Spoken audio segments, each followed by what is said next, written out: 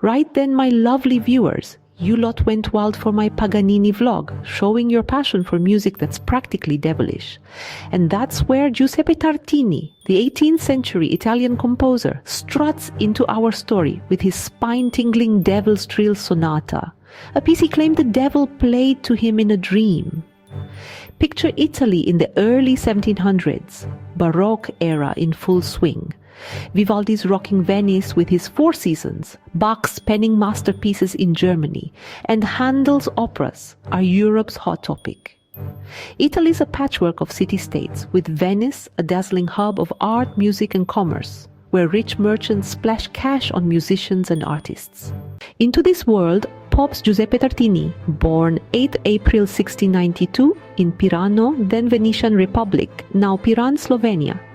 His dad, Giovanni Antonio, originally from Florence, was a successful merchant who'd done quite well for himself. The family had big plans, priesthood or law, for young Giuseppe, not music.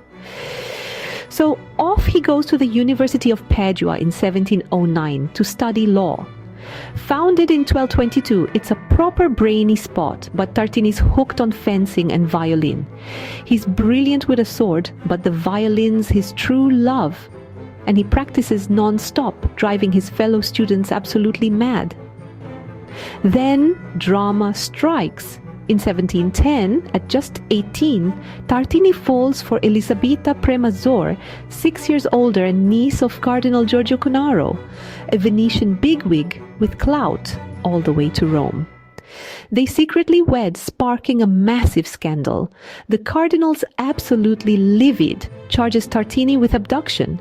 Marrying without consent was dodgy then, and our lad's forced to scarper, leaving his bride behind. He hides in a Franciscan monastery in Assisi, safe from Venetian law. In Assisi, with just his violin and endless time, Tartini practices like a man possessed in the tranquil monastery. With no distractions, he crafts a unique style, composing and pushing the violin to new limits. The monks soon clock he's something special, his music filling their ancient halls. Here, living in such a deeply spiritual environment, he starts having those incredibly vivid dreams that later spark his famous work. After about 2 years in Assisi, Tartini was recognized by some visitors from Padua while performing, and his seriousness and musical ability led to the successful outcome of reconciliation with the cardinal. He and his wife moved to Venice in approximately 1715 or 1716. By now, he's transformed from a law student into a proper virtuoso. Word of the monastery violinist spreads, and his performances blow minds. Nobody's heard playing like this before. Legend says when Tartini heard Francesco Maria Veracini's playing in 1716, he was impressed by it and dissatisfied with his own skill. He fled to Ancona and locked himself away in a room to practice.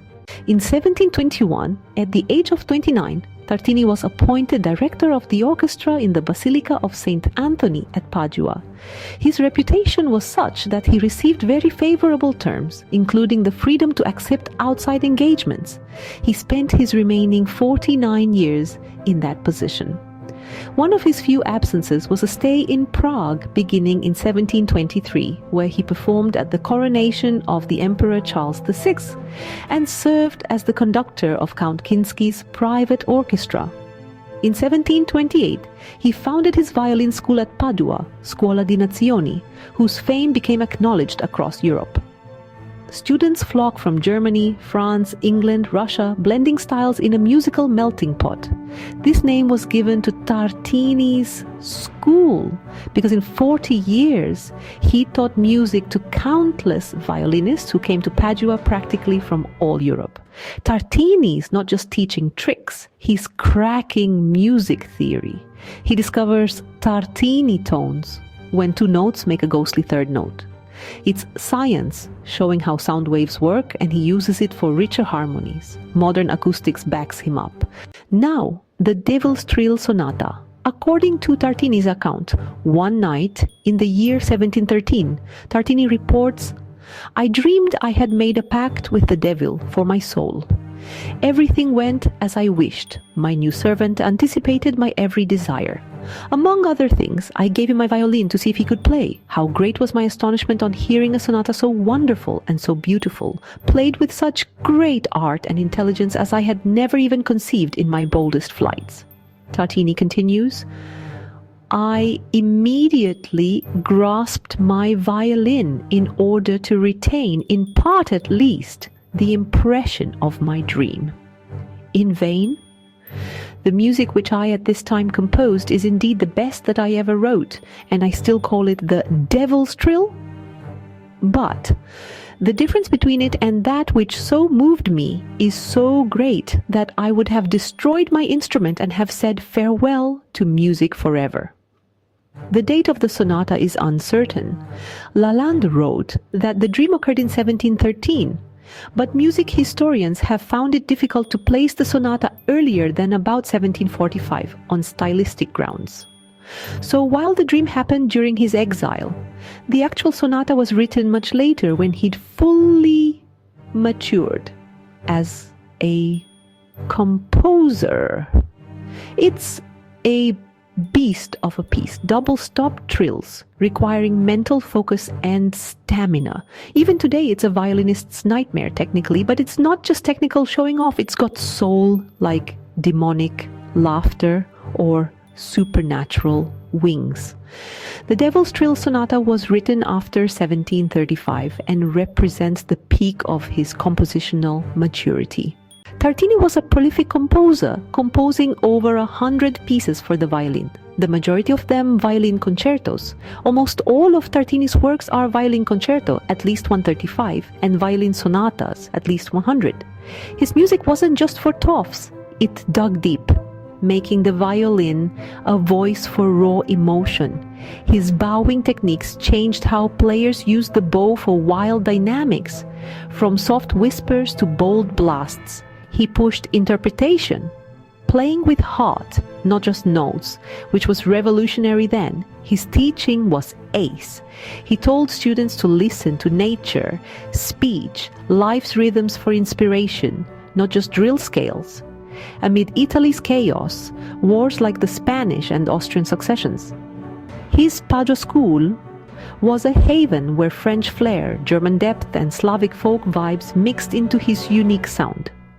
Tartini contributed to the science of acoustics by his discovery of the difference tone, also called the Tartini tone, a third note heard when two notes are played steadily and with intensity. He also devised a theory of harmony based on affinities with algebra and geometry, set forth in his Trattato di Musica, 1754, treatise on music.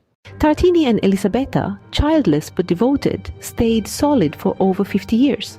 She handled life's practical bits, letting him focus on music.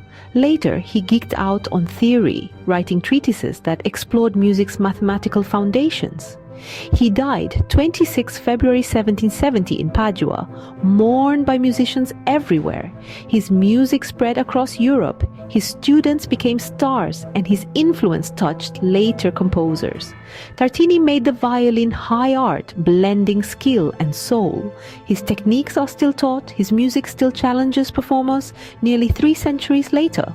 Next time a violin gives you chills, think of Tartini, the bloke who said the devil played for him, risked all for love, cracked harmony's code, and proved music can take you somewhere otherworldly. His story shows the best art comes from deep personal struggles, and sometimes you've got to lose it all to find your true calling. From exile in a monastery to becoming the master of nations, Giuseppe Tartini proved that passion, combined with relentless dedication, can create something truly transcendent. So, see you next time with another maestro. Keep liking, keep commenting, and keep smiling.